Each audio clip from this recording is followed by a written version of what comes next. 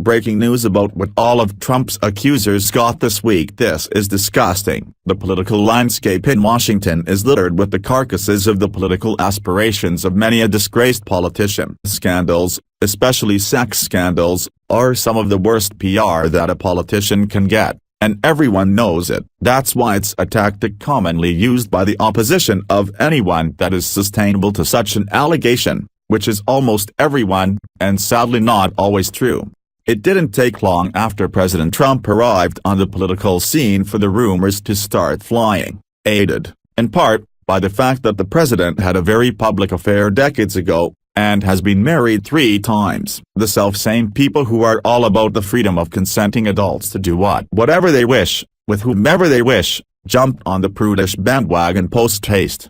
President Trump survived the allegations of scandal, with the only thing anyone ever proved that he did wrong was some less than polite talk caught on tape by a reporter. While those comments might not be what you'd want to hear in mixed company, it was hardly on par with scandals that have gotten far less attention. The point to this being that the American people heard the accusers out, and decided to elect him anyway. However, that's just not enough. Red State is now reporting that the accusers have organized and are out for their pound of flesh, despite their lack of evidence, and vague references to incidents that happened a fuzzy amount of time ago. And if that's not enough to make you doubt the political hit that's been called out on the president, we've discovered that these women are being funded by some pretty scary people to come forward with their stories.